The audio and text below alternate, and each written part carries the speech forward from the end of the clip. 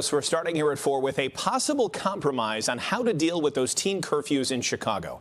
Last month, a tourist and a teen were shot in separate takeovers in Streeterville. It's led to a big debate about whether the 10 p.m. curfew should actually be earlier. NBC5's Charlie Wojciechowski is live for us at City Hall, where the City Council is discussing this right now. Charlie? Well, the City Council, Marion, was set to take a vote on this earlier curfew idea, moving the curfew from 10 p.m.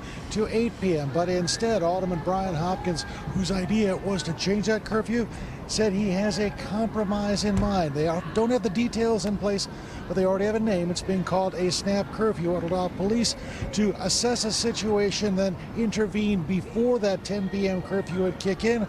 But by giving the police more powers, some aldermen worry they may create more problems. For months, he has campaigned for an 8 p.m. curfew in the city of Chicago as an effort to fight teen takeovers. Now, Second Ward Alderman Brian Hopkins says he may be open to a compromise. Just before his curfew ordinance was scheduled to be debated before the City Council, Hopkins talked about a plan that would allow Chicago police to implement emergency curfews at the discretion of the superintendent. The superintendent has full authority to decide where a curfew is needed, when it's needed, and it'll be applied in those situations. Same thing if there's a spontaneous eruption of teen activity, a teen street takeover that we didn't know was going to happen until it actually is happening. It gives the district commanders on the ground in the field at the time the ability to use this tool while it's necessary, and then after the event has been dissipated, the curfew would expire. Chicago Mayor Brandon Johnson has repeatedly rejected the idea of changing the city's curfew from 10 p.m. to 8 p.m., saying a crackdown on teens downtown would just move the problem to other areas.